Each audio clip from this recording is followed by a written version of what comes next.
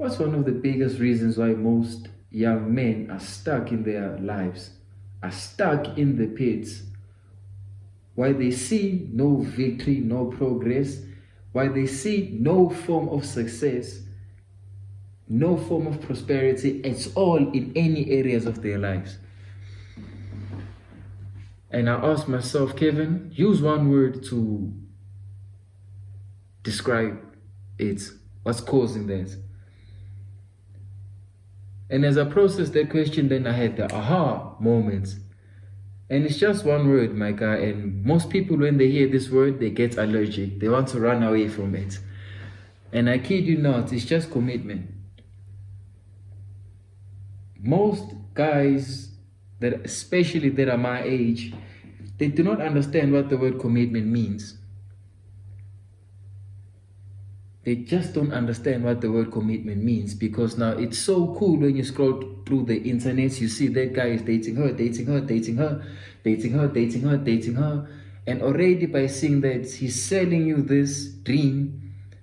And already from a young age, my guy, they are showing you that promiscuity is a good thing.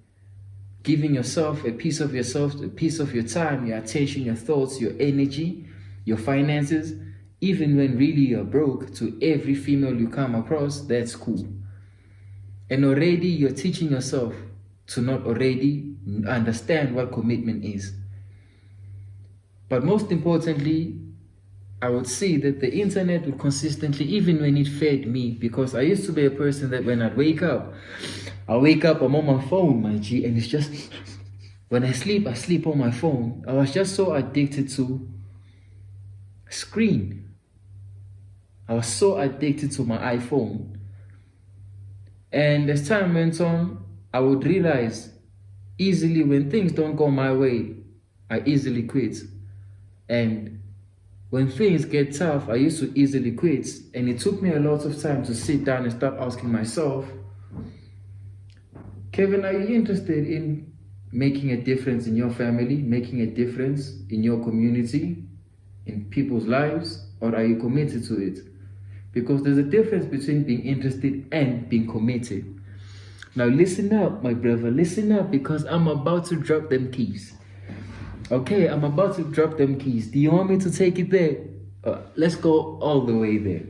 Let's go ankle deep. Let's go knee deep, matter of fact, because most of you want me to keep it ankle deep.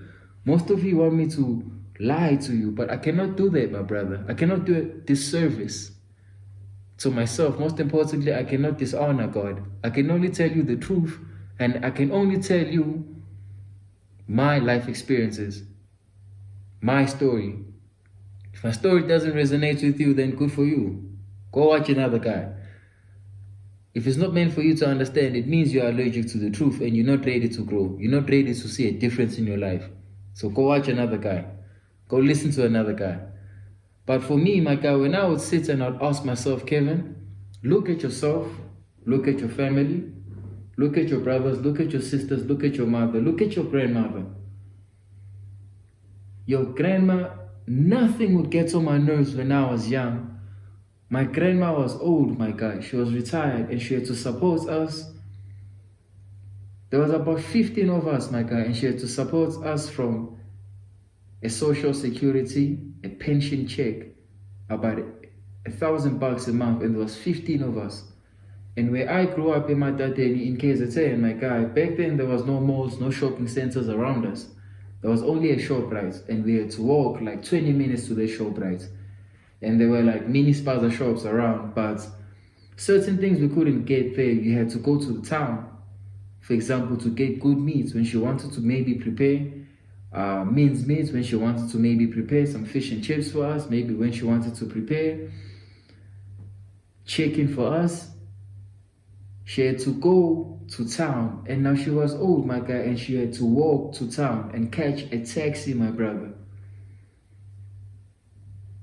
Grandma sitting in that taxi with people. People are all over her space. She cannot breathe, stuffed in that taxi. She had no choice but to go there and get us that food so that she can put food on our tables. And to me, that just never sat right, my guy, to tell you the truth.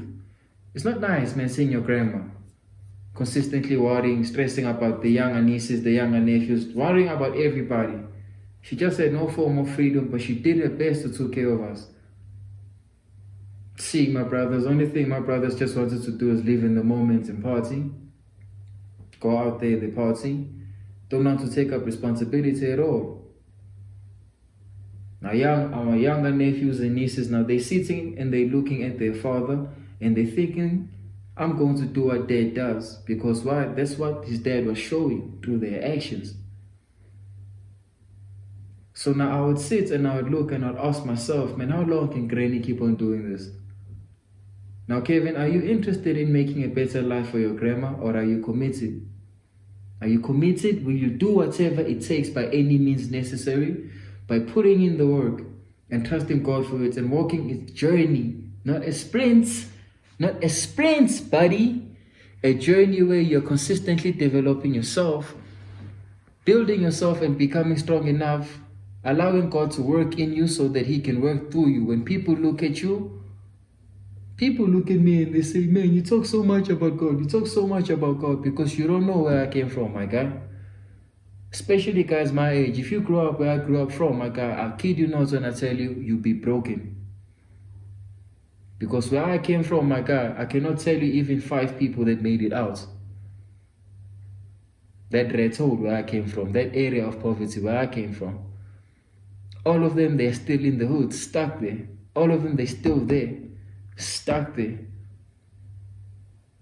having children, but they're still stuck there. 10 years later, they're doing the same thing over and over and over again. So now I had to ask myself, Kevin, are you interested or are you committed to seeing your dreams turn into a reality? And that was a very, very big question I had to ask myself, my brother. Because now, it was just me and the man I'm looking at the mirror. There was no longer outside noise. I was no longer in public. I had to speak the truth to myself. Are you interested or are you committed? How long, man, is your grandmother going to do this? When will it be her time to just put her feet on the table and just kick back and relax? Because first it was her sister that was the head of the family, because there were no father figures in the home when I grew up when I was a kid. Because my mother and father back then, they had to be building a better life for me and my younger sister. So they had to take us where my mother's mother lived and where my mother grew up, my guy. All my mother heard when she was young was, you will never make it out of here. You and your entire family will be poor. Your kids will grow up here, be poor, but stuck in the streets. They will be stuck. The streets will own them. There will be nothing. You will be nothing. You and your entire family will be poor, like us. That's what my mother grew up hearing most of the time, my guy, when she was cleaning the yard. When her mother would tell you, go out and clean the yard. Consistently, my guy, every time my grandmother at night had to walk over the entire house and pray over the entire house so that those spirits don't get a hold of us as kids. So that whatever the enemy, the people out there, they will wish harm and evil on us, God will protect us. She would consistently every night, my guy, have to walk around the house and pray over the house. When she'd enter her room every night, my guy, I saw my grandmother on her knees before she slept. And she would pray all over us, the entire home. Sundays, she would wake up and she would walk to church. She would walk, buddy. She would walk, buddy. So I had to ask myself, Kevin, are you really interested, man, or are you committed to building a better life? Turning your dreams into a reality. Building a certain form of stability, doing what nobody in your entire bloodline has done. Your parents have done good and they built a good life, but now they're at an age where they have a few more years left. They can contribute to society because they're tired. They've sacrificed way too much for you. They've done their part by giving birth to you. They taught you the values, the principles for 20 years. Your brothers, they didn't catch it. The world has a hold of them. God doesn't have a hold of them. The world has them. They are lost in the world. One is about to be 30, my guy.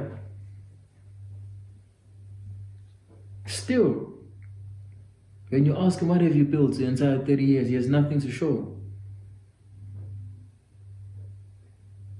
My mother would sit down and look at me and tell us every time, I've done my part. After I put you in school, after you finish varsity, I've done my part as a mother. It's up to you what you want to do. Because my mother, she didn't even have the finances to take me to school. I had no choice but to make it myself. And I was a female. And I have to take care of all my younger sisters, everybody at home, back home. And I still have to take care of you guys. Now, I've done my parts by making sure you go to school, you get a better education than me. You're growing up in an area environment that I never even dreamt of when I was young. It's up to you what you decide to do with this. And my mother was the kind of person, she just never tolerated BS and bad behavior. If you do good and you perform good, she would reward that. But if you start going against her values, you start going sideways, my guy. I kid you not when I tell you, my mother, she cuts off her own children, my guy. Months, you tell you, I'm done talking to your sister because I don't know what else she wants. Your brothers, I'm done. I kid you not, my guy. Most people don't understand why I never smoked, why I don't touch a cigarette. The reason why I don't touch cigarettes when I was young, my oldest brother used to smoke cigarettes and my mother would always tell him, stop this behavior because now you're coming around your younger brothers and your younger brothers are looking at you.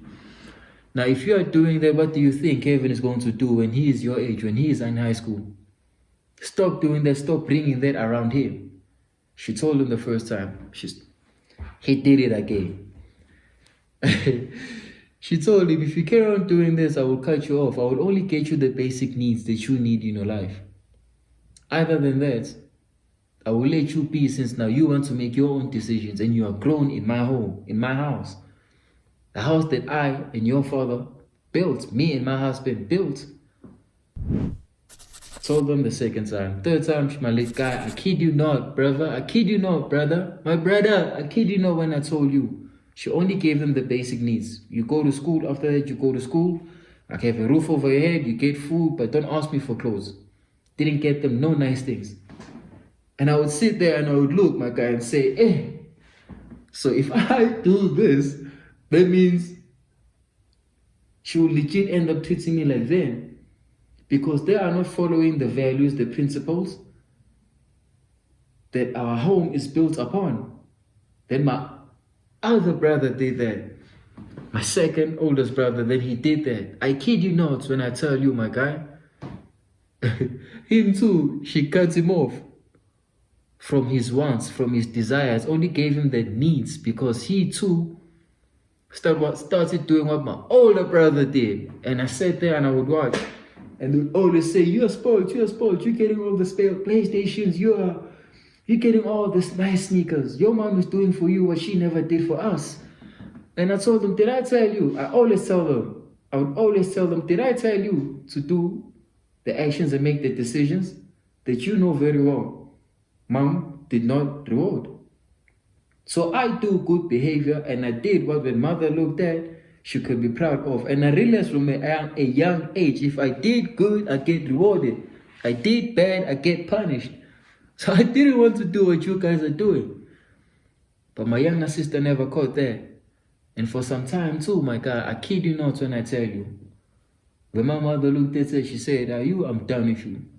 You bunking school. You're doing ABCD. I'm hearing you drinking at school.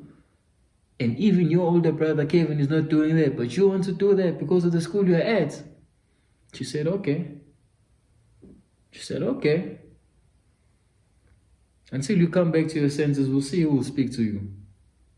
We will see who will do anything for you. My guy, for months, cut off, no access. Then guess what? Got to a point that she didn't listen. My mother called me one time. She said, Kevin, I just came back from school. I'll never forget this day. I was in grade 12. I had just came back from school. And I was opening the fridge. As I'm opening the fridge now, I wanted food, my guy, because I was starving. And she came. When she came, she said, Kevin, I'm in a rush. I have to go somewhere, but I will call you. When I call you, pick up the phone. I said, yes, Mom. Love you. Have a good day. And she left. And a few minutes later, she gave me a call. When she gave me a call, she said, is your sister home? I said, no, she's not here yet. She said, okay. Her school just gave me a call saying she's doing A, B, C, D, A, B, C, D. When she comes, go pack her bags for her and tell her she can go and live with those friends where she's doing that with them. Go pack her bags for her. I told her, hey, Ma, what you mean? I said, hey, Ma, I can't do that. She said, do you want me to come and pack your bags too? I said, hey, okay, Ma, I'll pack the bags for her.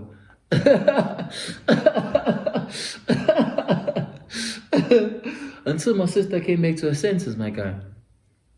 Now their relationship is stronger than ever. And that's where I learned, my guy, that there's only so much, my guy, that even the people that love you in your life, your mother cannot come every day and wake you up, my guy, and take you to the gym so you can get stronger. Your mother cannot come every day, my guy, and open a book and put your face in a book so you can learn. Your mother cannot come, my guy, every morning and wake up even when you're in your 20s, in your 30s. She can do that while you're younger, in your teenage years, because she's still instilling certain values and principles in you. But once, my guy, you're in your 20s, your 30s, you're adults, they've done their parts. She cannot come now and open your face, open the Bible, and put your face, my guy, your nose in the Word of God so you can learn biblical values and principles and scriptures that you can build your life upon, the truth.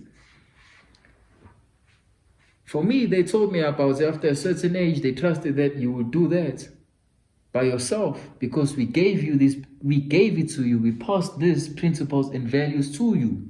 We raised you these ways. And then I remember sitting and asking myself after I hit my super rock bottom.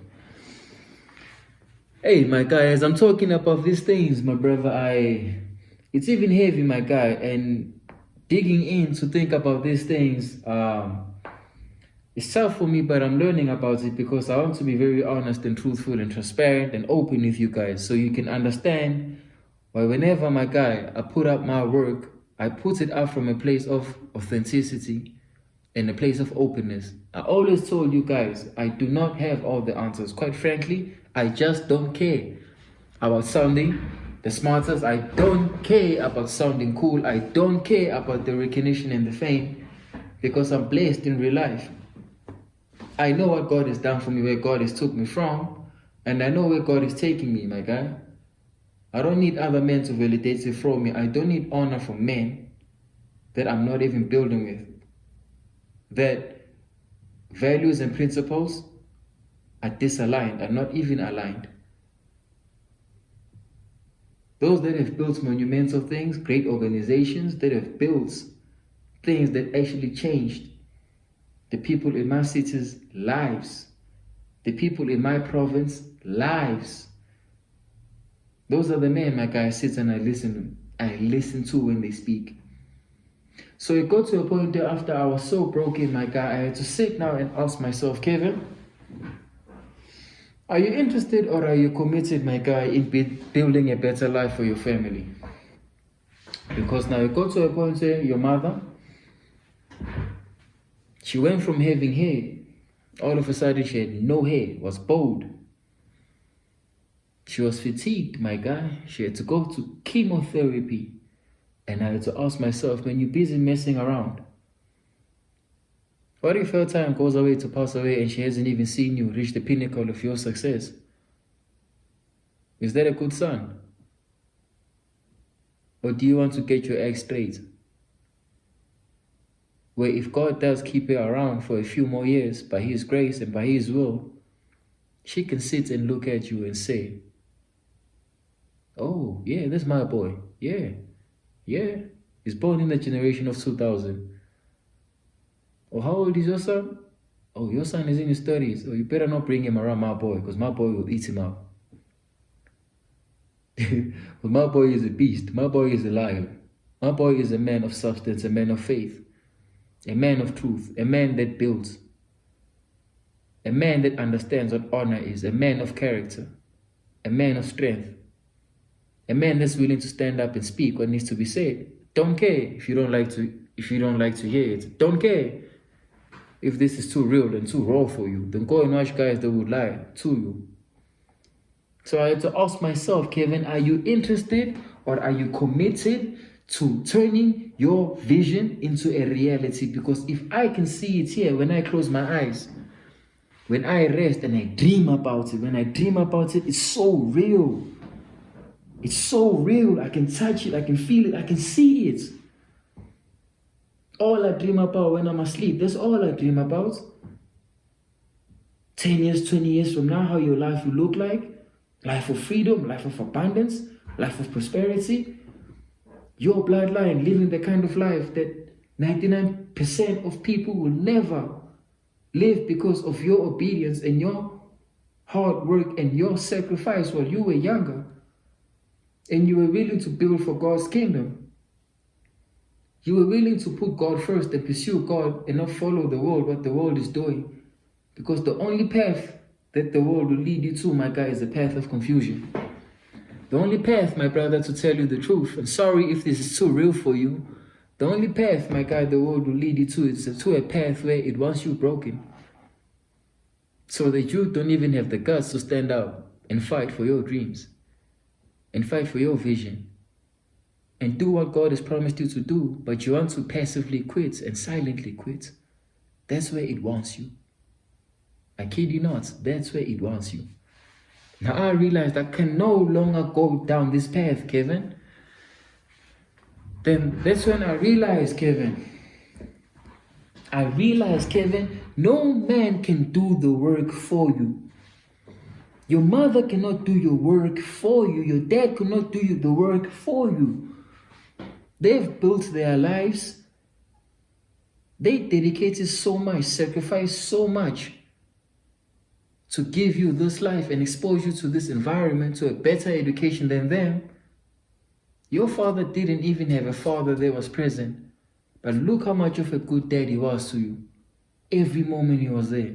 Every moment he walked with you. My boy gave you wisdom. Taught you keys that even in school you did not learn about. Life keys. What are you going to do with them? You're going to waste it? Carry on drinking your life away? Carry on partying your life away? Or are you going to step up? Mommy and daddy won't come, Kevin, and work and build your dream life for you. And certainly, my guy, I kid you not when I tell you, God in his throne is not just going to wake up and come and do the work for you. Yes, he's sitting on his throne and watching your faithful works. Are you working or not?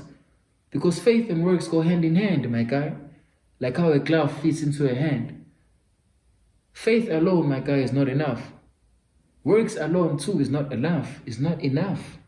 Faith and works go hand in hand, my guy. Works alone, when you don't have faith, is nothing. It's nothing. It's useless. Faith is the substance of hope, my guy. It's the substance of seeing things that your eyes, my guy, are not even seeing. It's trusting, knowing very well that I will end up there no matter what. No matter what my eyes see, no matter the circumstances.